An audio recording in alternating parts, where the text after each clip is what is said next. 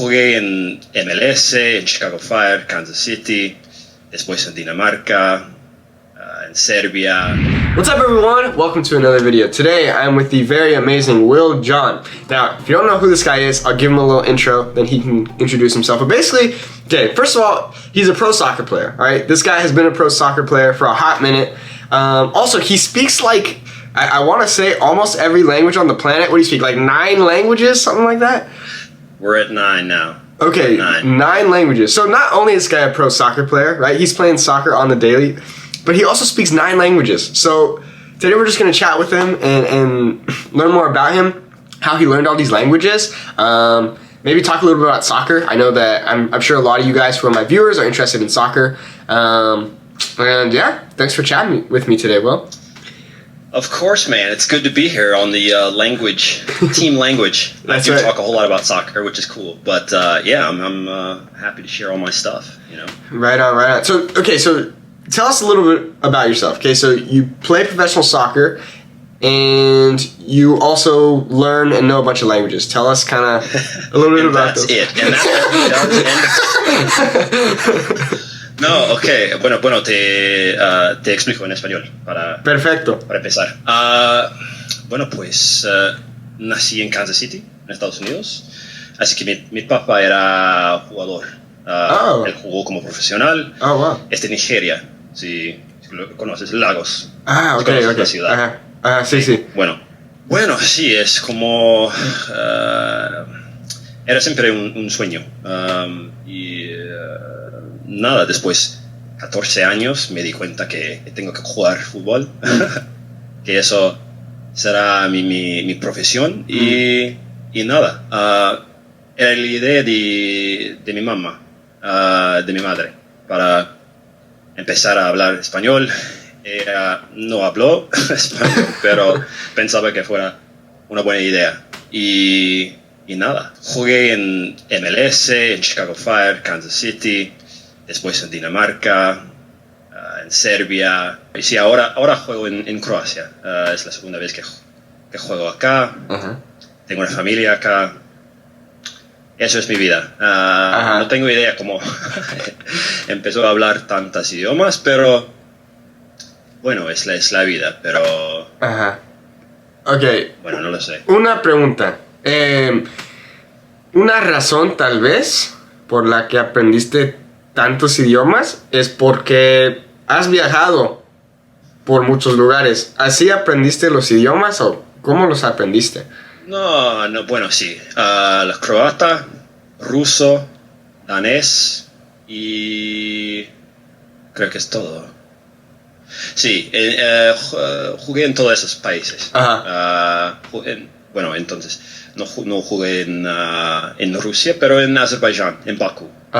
Pero por eso decidí aprender el ruso en vez de azerbaiyani. No tengo idea cómo se llama. Pero sí, no, es que tengo un interés estoy siempre interesado en los idiomas y las otras culturas. Y no sé, tengo una conexión con... hablo mucho mejor italiano, alemán, y es como, no sé, tengo algo adentro que no me deja si no estudio. Interesante. Entonces, ¿cuál es tu método? ¿Cómo estudias? Al inicio no fue... No tenía método, ¿sabes? Es siempre caos. No tienes idea cómo quieres escribir un poco, leer un poco. No lo sé. Pero ahora tengo más o menos un método. Busco siempre hablar. Bueno, todos saben que hay que hablar del primer día. Claro. Eso te ayuda muchísimo.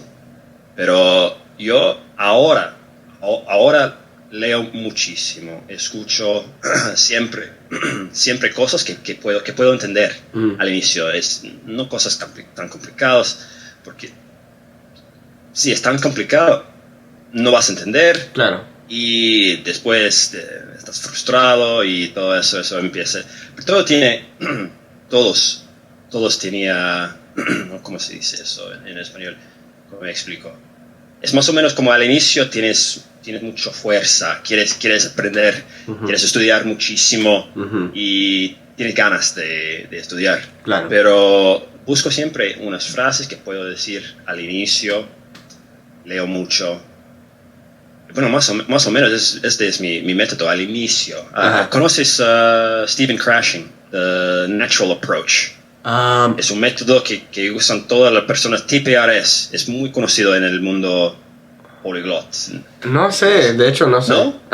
Es un método donde es lo mismo método en que aprendiste tu idioma Nativo. tu primer idioma. Sí. Y no te enfoques mucho en gramática y en cosas así. Solo en hablar, entender y historias. Historias pequeñas, no complicadas, sencillas y nada más. Ok, ¿y crees que saber muchos idiomas te ha ayudado mucho como jugando el fútbol en el campo o no tanto? Sí y no. Soy como el diccionario de mi equipo. Siempre hay alguien que me busca para... Dime qué significa eso en francés, porque tengo que decir a Bamba, y Bamba no habla francés, y este hombre aquí, él no habla croata, y así que, bueno, entonces sí me ayuda, pero sí, en la vida sí, también, porque puedes viajar y hablar con cualquiera, sí. Okay, let's switch to English really quick, because I want to talk a little bit more about soccer too. What can I say? It's always been in my life. It's just, at 14 I realized, oh, you're supposed to do this like all the time. Wow. And I dropped out of college after a year and a half. Oh, wow. I told the story before on our podcast and stuff like that before, because I was studying biology. Not that there's anything wrong with biology. I enjoyed it. Everything was cool. It's just one day we were studying the cross-pollination of flowers, and in that class I was like, yo, you gotta and like after that I was it was just a few weeks, I think even maybe like 4 or 5 weeks, and I went pro and I started playing Chicago Fire, and it was awesome, living in Chicago, being 19, being a pro soccer player is, just dream come true. To be honest, you could call it a dream come true, but there was never any doubt. It's kind of the way I've taken it, and we joke, like, we're joking, like, I just do languages and football. Right. Sitting in front of me is just a whole... Can I cuss on your... Yes, absolutely. Okay, there's a shitload of books in front of me. And I'm constantly involved in studying. I'm a crazy meditator. I'm just like you, like what you do with your, the decision to study a language really, really deeply. Sure. What's like the best memory you have of playing football? Like, what's like the one memory that stands out? I have too many. First of all, I have way too many. I get questions like that all the time. Like, who's your favorite player? What's the best thing that's happened? Number one, I always go for the favorite memory. This sounds almost like metaphysical. I'm going to go and say that it hasn't happened yet. That my best memory that I will remember is in the future, so I can't remember it yet. But once it happens, just to say that my best moments are still ahead of me, essentially. Yeah. But I have plenty of, we've played against AC Milan. I've played in the Youth World Cup. The emotions of scoring goals in big games in front of a lot of people, you don't really remember it. I can remember one interview where after the game, I scored a big goal in a game. We won 2-0, I think. I scored both goals. And the journalist asked me, when you took the ball off of your chest, and then put it down and shot, like, what were you thinking? Like, how did you get that? And I had to ask him what I did, because when you have so many emotions, when you score, you don't think about anything. Like, if you see those guys in games, when we score a goal and there's tons of people and all that stuff, and they run off on these celebration runs, we're not there. Right. You could ask him a million questions. He doesn't know who he is. It's just pure joy. So those are the things that you remember the most. That and like all the shit you can get up to with your teammates. That's just wild. Definitely. On or off the field. So yeah. Cool. Like you said, you're not just football and languages. as I assume a lot of people might think. So is your question like what else do I get up to? Like what's who is Will John? That's what we want to know. Who is ¿Quién eres tú? So I run a company called Goloremi. This is some merch from our podcast. We have two podcasts. One's called The Way of Will John, where the tagline is a professional footballer talks to people he knows about things that he knows nothing about. So we have all these experts and all these people come on from all walks of life. We just had a guy that works in the Pentagon. He was just on. He's a mercenary. Then we had we've had diplomats on. All sorts of crazy stuff. That and I have another podcast with friends. We run this company, Goloremi, which you can check out, goloremi.com. And, this is going to be our first foray into the language world, which is Goloremi Languages, which hopefully we're hoping that a lot of you guys will check out too as well. Mm-hmm. But apart from that, I'm deeply involved in doing a whole lot of stuff with U.S. soccer, the MLS, and trying to push that stuff around. And then I have tons of stuff on meditation, yoga, metaphysics, and stuff like that. I enjoy reading and delving into that stuff the most, apart from chilling. All right, top 2 books you read. Well, I top 2 books, that's impossible. I could maybe all right, I'll give you my favorite book, which is I read at 16, which basically shaped my life completely. It's The Count of Monte Cristo. Oh, okay. Count of Monte Cristo. You know it? Yeah. Okay, the unabridged version though, not the abridged version. Okay. Which is like, you're like, because there's a difference of like 700 pages. So just a few. Yeah. No, it's the story of a guy who, got locked up and did all that stuff. It shaped my life at 16 because he spoke a whole lot of languages. He could travel the world anywhere he wanted to go. I think I've been to close to 70 countries, and that was just the whole idea. And when you're a 16-year-old guy, that kind of shapes your worldview. Cool. So that book changed me. And then if I had to choose another book that wasn't... That's a fiction book. The other one might be 5 Lessons from a guy named Neville Goddard, which is more a mentality. Yeah, most people wouldn't have heard of it, but it's essentially a whole entire treatise on how one should think, a bit philosophical in its nature and a bit metaphysical on how you can get what you want out of life, and how to think, and not just like some positive nonsense like that, but more critical. And Okay, cool. Any parting advice for people learning languages? Because I think a lot of people would look at you and say, wow, this guy's got like a legit full-time job, takes a lot of his time, but he's also managing to learn all these languages. What's kind of your parting advice, like the sage advice that you have to share? Yeah, no, it's really simple, though. People overcomplicate this, and you'll know this now having done. I'm sure you had your struggles at the beginning, much like me. It's chaos. You don't know what you're doing at first.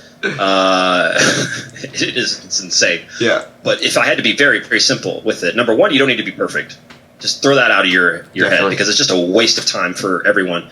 If you want to be perfect or to get to that C2 top level of the stuff, you can get there. It will take a little bit of time. You just can't beat yourself up.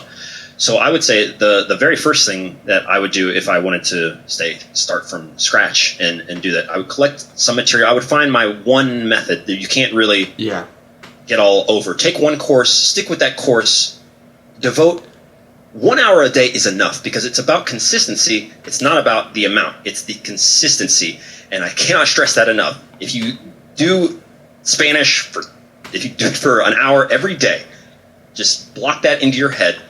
Over the course of a month, you will have gotten way better if you did 2 hours one day and then didn't do anything for 5 days. Yeah. So if that could give anybody any idea, and that goes for more than obviously learning a language, but for language it's huge. Because if you can steal even 30 minutes and read something in that, and I don't know if you've read the book Deep Work. Yeah, of course. Cal Newport. That's great.